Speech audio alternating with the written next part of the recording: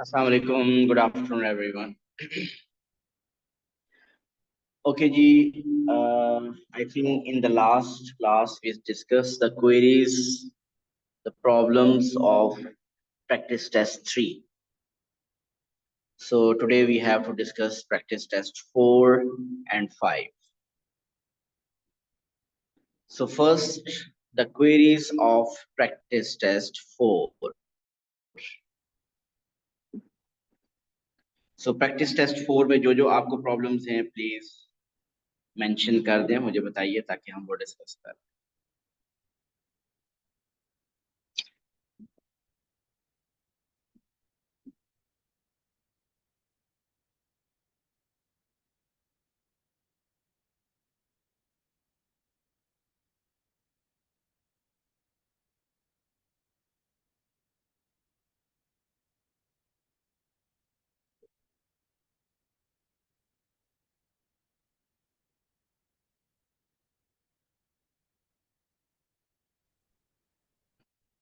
जी बताइए, practice test 4 section 2 में क्या प्रॉब्लम्स हैं. Practice test 4.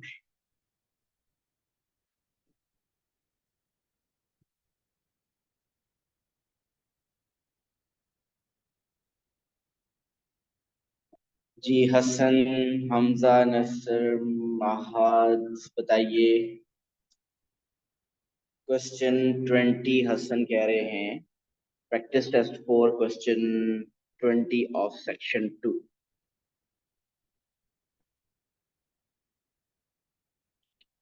This one.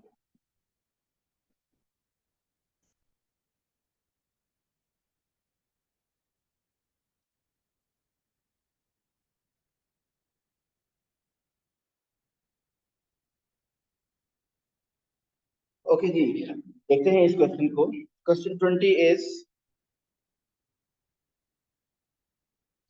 the figure above represents 4 offices.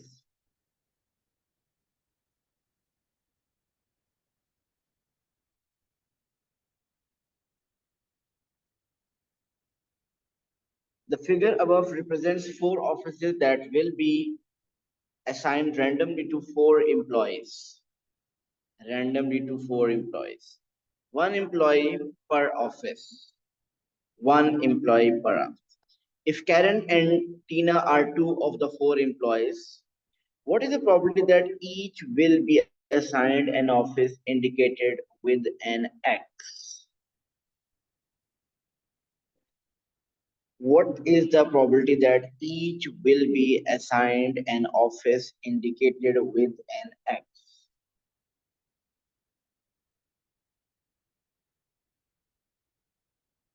Okay, आपके पास टोटल देखिए 4 मेंबर्स हैं. उन 4 में से हमारे पास जो 2 हैं कैरन एंड टीना, उनको हमने ये एक्स वाली पोजीशन पे एडजस्ट करना है. सो अगर हमने उनको एक्स वाली पोजीशन पे एडजस्ट करना है और उसकी प्रोबेबिलिटी फाइंड करना.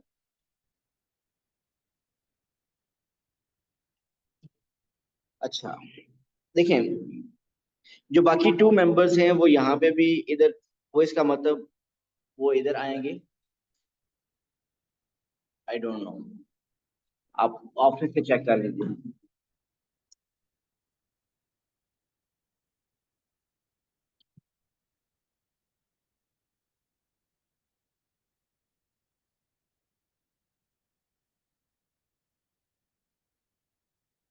ओके जी, sorry I was discussing. So सबसे पहले आप ऐसा कीजिए, इस पोजीशन को सेलेक्ट कर लें. आप इस पोजीशन पे कैरन भी आ सकता है और Tina, Karen and Tina both can be adjusted here. Both mean not at the same time, इन दोनों में से कोई एक इधर आ सकता है. तो इस सीट को फिल करने की प्रोबेबिलिटी क्या है? इस सीट को कि ये कैरन या टीना से फिल हो जाए, इसकी प्रोबेबिलिटी है कि वो कैरन या टीना में से कोई एक आ जाए. सो 2 आउट ऑफ 4. सो उन 4 में से वो 2 आ जाए, उसकी प्रोबेबिलिटी है 2/4. फिर ये जो दूसरी सीट है एक्स, इसको फिल करने के लिए अब डेफिनेटली कैरन और टीना में से कोई एक सिलेक्ट हो गया है, एक रह गया है। जो रह गया उसको इस सीट पे सेट करने की प्रोबेबिलिटी क्या है? 1 out of remaining 3। So 2 by 4 into 1 by 3. 2 by 4 is 1 by 2 into 1 by 3. So it should be 1 by 6. So option C should be correct. ये एक मेथड है। अम, ये एक मेथड है हसन, ये समझ आया?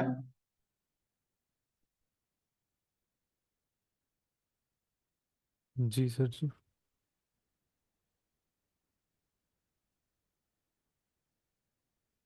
ओके जी, नेक्स्ट बताइए।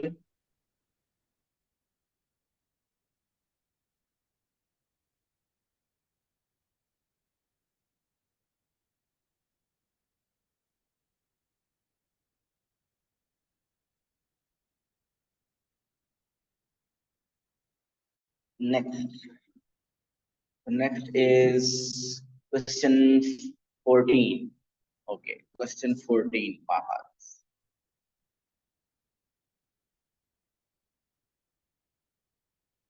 ओके, इसी सेक्शन का पहले हसन क्वेश्चन 14 कर लेते हैं, फिर आगे चलते हैं।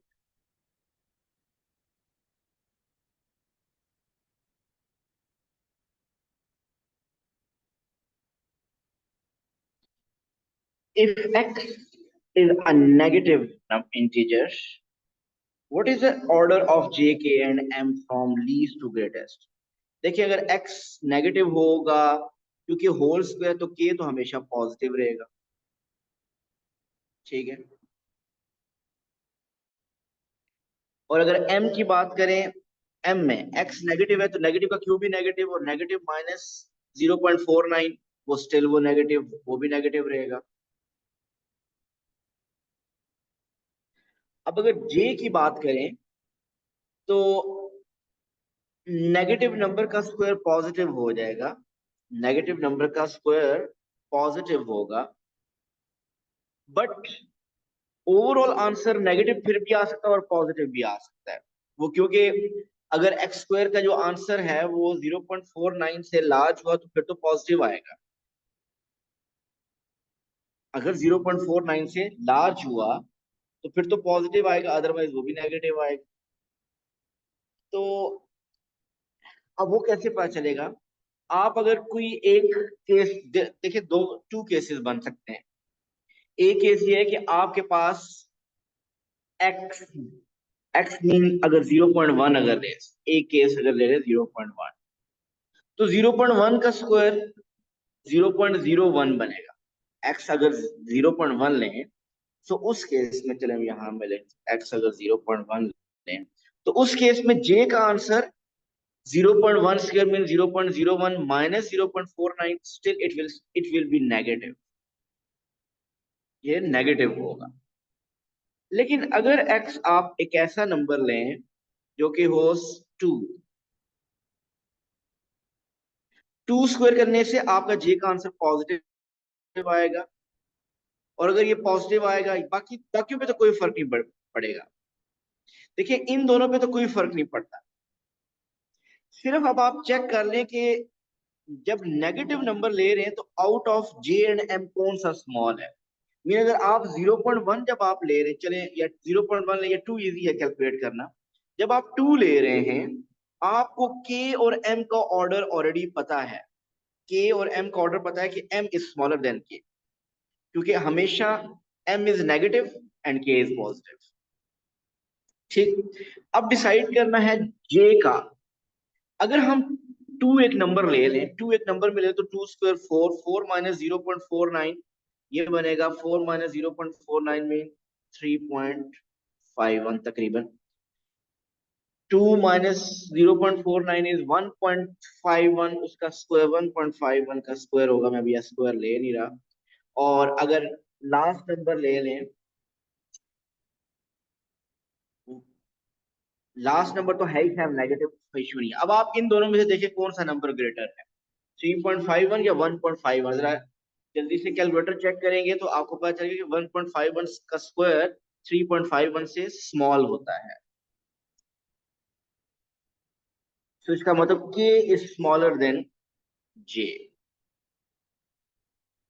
इसके मुताबिक ऐसे ही लग रहा है कि ये हमारा ऑर्डर j होना चाहिए, m k एंड j। इससे हमें लग रहा है कि हमारा ऑर्डर ये होना चाहिए 14।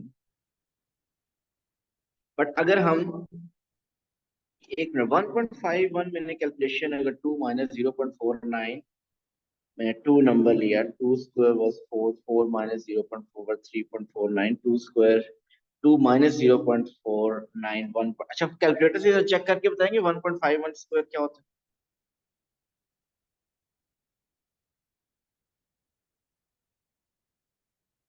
सर 2.28 होता। 2.28। तो इसका मतलब कि हमारा जो हमारा ऑर्डर क्या बन रहा है, एम के एंड जे, और हमने लीस्ट टू ग्रेटेस्ट लिखना था। लुक्स के this one is correct. M सबसे स्मॉल नेगेटिव, फिर उसके बाद के, और उसके बाद फिर J. X, oh sorry sorry sorry sorry यार, आप सर लोग भी वही बता नहीं इंटीजर, रहे। इंटीजर वाला पॉइंट सर। आप देखिए यार, मैं सारा क्वेश्चन मैंने सॉल्व कर दिया है।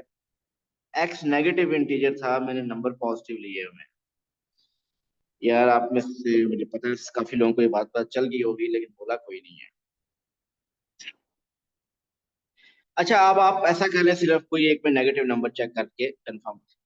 हमें के और एम का ऑर्डर देखें फौरन से पता चल गया। सिर्फ जे का हमें पता है आंसर पॉजिटिव भी आ सकता है और नेगेटिव आ सकता है, तो वो कोई एक नंबर प्लग इन करके आप उसको टेस्ट कर लें। और वो जो मैं नंबर है वो मैं चेक कर लूँ, -2 और -0.1। अगर -2 रखें, सो -2 अगर हम रखें तो -2 स्क्वायर 4 4, तो वो 3.51 ही रहेगा। -2 माइनस -0.49, तो ये इसका मतलब 4 से ज्यादा आ जाएगा, 4 पॉइंट समथिंग आएगा, मुझे एग्जैक्टली नहीं पता। सो अब आप इन दोनों का ऑर्डर देखिए, जे और के का। जे और के का आपके पास जो ऑर्डर है, उसमें के इज द लार्जेस्ट, तो सबसे स्मॉलेस्ट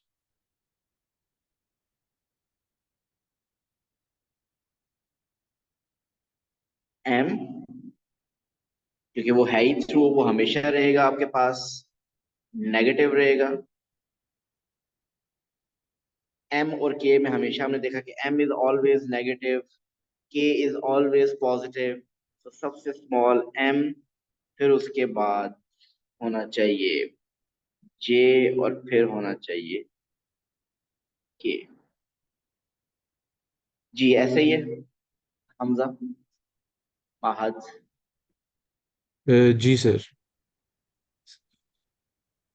सर लेकिन ये प्रोसीजर से थोड़ा टाइम कंज्यूमिंग लगा था, मेरे से टाइम में कंप्लीट नहीं हो रहा था ये वाला सवाल अंडर लाइक 1 मिनट 30 सेकेंड्स के अंदर अगर मैं करूँ। सर देखिए वैसे। असल में मैं आपको बताऊं, ये जब आपको मैं एक्सप्लेन करूँ ना, तो आपकी कैलकुलेशन काफी ज्यादा हो रही है। अदरवाइज अगर इस क्वेश्चन को डायरेक्ट अटेम्प्ट किया, तो आपको ये, क्योंकि उसने बता दिया था एक्स नेगेटिव है, ये तो फौरन पता चल गया था कि ये नंबर हमेशा पॉजिटिव रहेगा। ठीक है, और एम क्योंकि नेगेटिव क्यूब नेगेटिव, तो ये भी हमेशा नेगेटिव रहेगा। सो आपने एम और के का ऑर्डर डिसाइड कर लिया कि एम इज स्मॉलर देन के।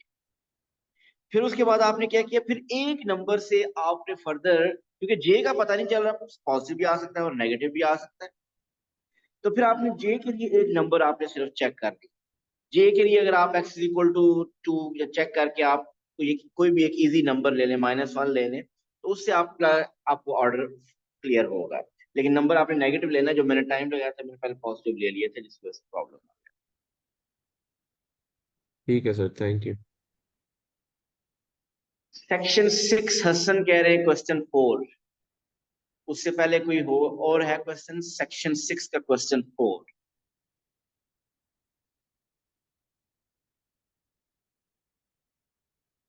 ये है जी section 6 question 4। So in the figure above, the intersection of ray AC and ray BA is intersection of A C. अगर आप ए सी देखिए, मैं यहाँ आपके लिए ए सी,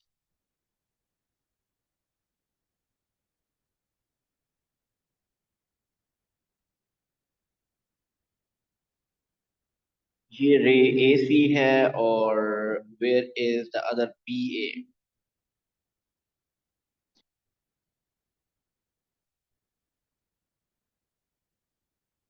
अब आप देखिए ब्लू और येलो, सॉरी ब्लू और रेड दोनों का इंटरसेक्शन कौन सा रीजन है, कॉमन रीजन कौन सा, वो ए से बी है। ए से बी कॉमन है दोनों में। सो ए से बी आपने सेगमेंट कहना है, ए बी सेगमेंट। देखिए ये रे क्या होती है, बस सुनिएगा। This is this is line segment. ये एक लाइन का एक पार्ट होता है। ये जो लाइन, ये जो एक तरफ एक्सटेंड हो रही होती है उसको रे कहते हैं। जो दोनों तरफ एक्सटेंड हो रही होती है उसको हम लाइन कहते हैं। लाइन बेसिकली दोनों तरफ एक्सटेंड हो रही होती है, इनफिनिट। रे किसी एक तरफ, और लाइन सेगमेंट उसका स्टार्ट भी होता है और एंड भी होता है। अब जब उसने पहले उसने कहा रे ए सी, तो रे ए सी ये रीजन था। फिर उसने दूसरा कहा रे बी ए, रे बी ए इस तरफ है। इन दोनों में अगर आप देखें तो कॉमन कौन सा बन रहा है, कॉमन बन रहा है ए से बी तक line segment. So option B is right. Right Hasan. ठीक है सर जी। ओके जी, नेक्स्ट बताइए।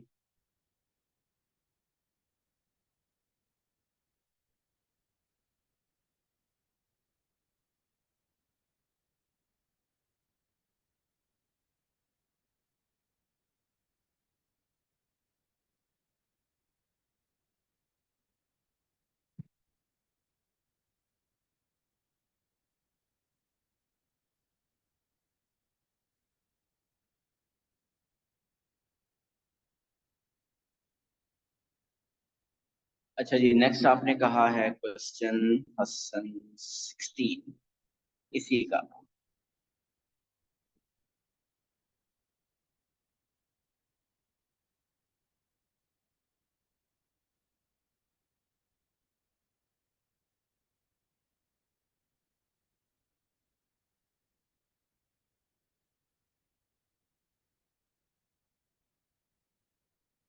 Okay, the median of a list of 99 consecutive integers is 60. What is the greatest integer? देखिए आपका मीडियन है 60। Median mean middle value. Total number कितने हैं, 99। कंसेक्टिव नंबर्स हैं 99। कंसेक्टिव मीन नेक्स्ट होगा 61, इधर होगा 62, इससे प्रीवियस क्या होगा 59, 58, और ये 60 बेसिकली मिडिल नंबर है। अब अगर टोटल 99 नंबर्स हों, अगर टोटल 99 नंबर्स हों, मिडिल में 60 हो, तो इसका मतलब अगर टोटल 99 है तो एक नंबर तो मिडिल नंबर हो गया, बाकी 98 रह गए। 98 का हाफ 49। इसका मतलब 49 नंबर लेफ्ट पे होंगे और 49 नंबर राइट पे होंगे। तो 60 में अगर आप 49 ऐड कर दें तो लार्जेस्ट नंबर होगा 109। Got it. नेक्स्ट नंबर आप लिखे, मैं just give me 2 minutes. Next question बताइए आप।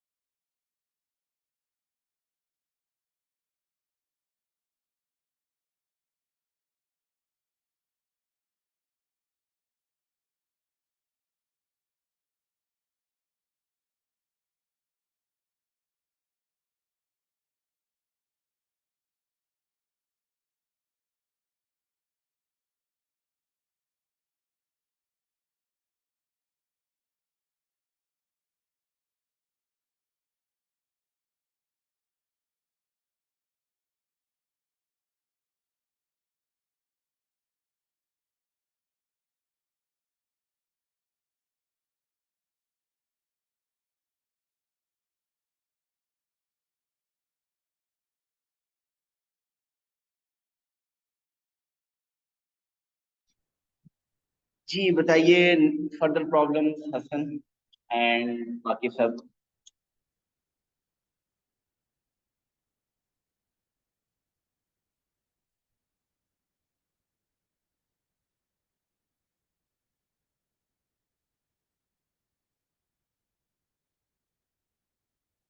जी Fatima, Hasan, Ali, Haider.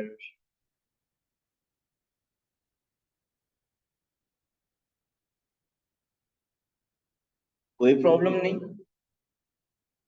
Hasan question 8, I hope इसी सेक्शन का क्वेश्चन 8 आप कह रहे हो।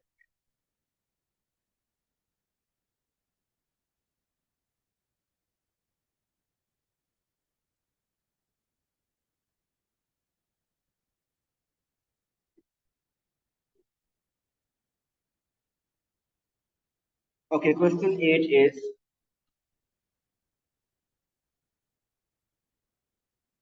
if x and y are integers such that x square is equal to 64 and y cube is equal to 64, which of the following could be true? x is equal to 8, yes हो सकता है, could be true। must be true अगर लिखता तो जरूरी नहीं था कि वन करेक्ट है। must be true के लिए मतलब, अब आपको पता है कि x square is equal to 64 है, तो x plus 8 भी हो सकता है, minus 8 भी हो सकता है। तो which of the following could be true? One can be true। 2 y is equal to -4 नहीं हो सकता, क्योंकि y क्यूब अगर 64 है तो y तो cube root of 64 will be 4। तो y कैन नॉट बी, वो नहीं ट्रू हो सकता, किसी भी सिचुएशन में ट्रू नहीं हो सकता। Third, x plus Y is equal to -4। क्या x प्लस वाई -4 हो सकता है? देखिए y तो फिक्स है, हमें पता है 4 है। x 8 भी हो सकता है, -8 भी हो सकता है। अगर x -8 हो तो इन दोनों का सम -8 प्लस 4 -4, यस ये पॉसिबल है, this could be true. So first and third could be true. G. So option C is correct. 1 and 3 only. Right, Hassan? जी ठीक है सर, समझ गए। Okay, next.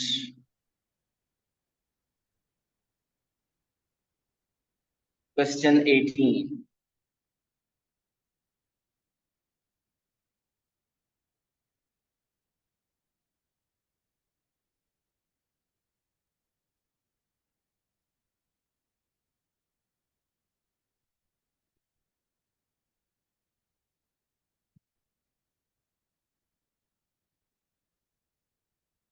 The figure above shows three squares with sides of length 5, 7, and x respectively.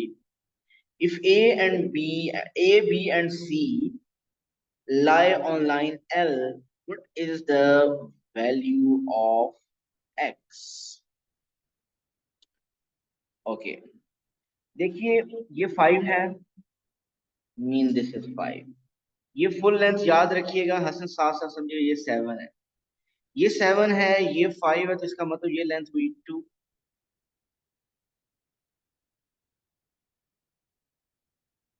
ऐसे ही हो गया,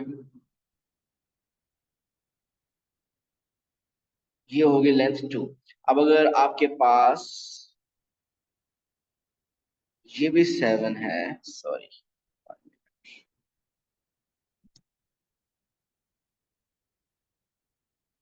ये भी 7 है, ये भी इस तरफ 7 है, वो फुल x है, या आप x-7 कह सकते हैं। और बात ये है कि अगर आप लाइन ए बी का ग्रेडियंट में, अगर आपको ए बी लाइन का ग्रेडियंट क्या है? Rise over run. इसका ग्रेडियंट राइज ओवर रन है, मीन 2/7 है। ठीक, तो इसका मतलब ए टू सी जो ग्रेडियंट होगा, ये है ग्रेडियंट ए बी का, तो इसका मतलब ग्रेडियंट ए सी बी 2/7 होना चाहिए, क्योंकि लाइन तो वही है। अब अगर ऐसा है तो देखिए ए टू सी को ऑब्जर्व, ए टू सी,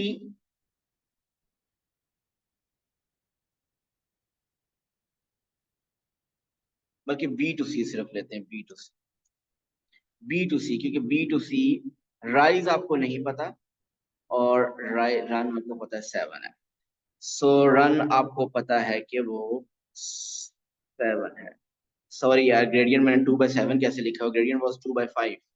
ये था 2, मैं क्लियर करता हूँ, that was 2, that was 5। A B का ग्रेडियंट था 2/5। अगर ए बी का ग्रेडियंट 2/5 है तो बी सी का ग्रेडियंट भी 2/5 होगा। ठीक है, ए सी का ग्रेडियंट भी 2/5 होगा, बी सी का भी ग्रेडियंट 2/5 होगा।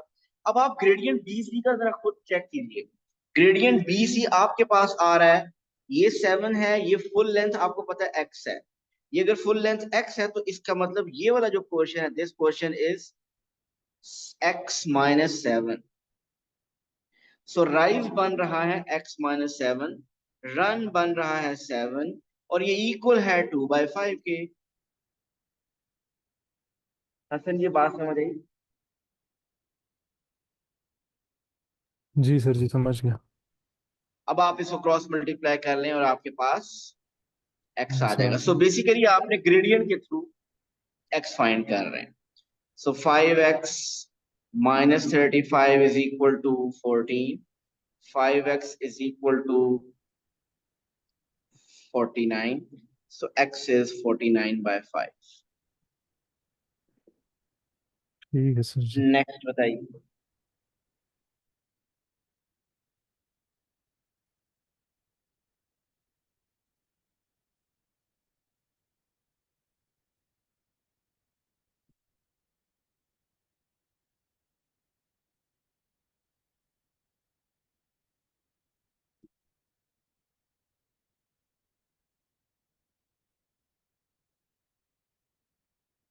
जी, नेक्स्ट।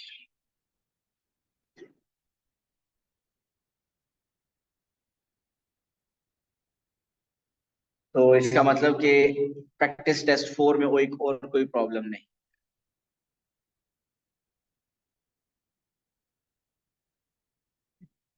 ओके जी, प्रैक्टिस टेस्ट 5।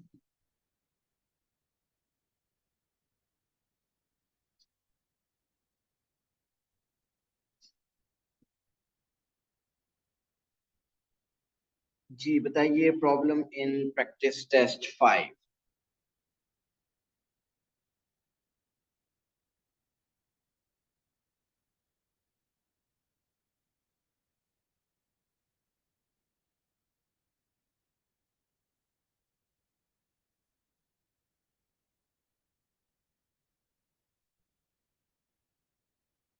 ओके, आपने अभी तक अटेम्प्ट नहीं किया तो फिर प्रॉब्लम भी नहीं होंगे, और बाकियों की तरफ से भी कोई प्रॉब्लम नहीं आ रही, या तो सारा परफेक्ट हो गया है या अटेम्प्ट ही नहीं किया।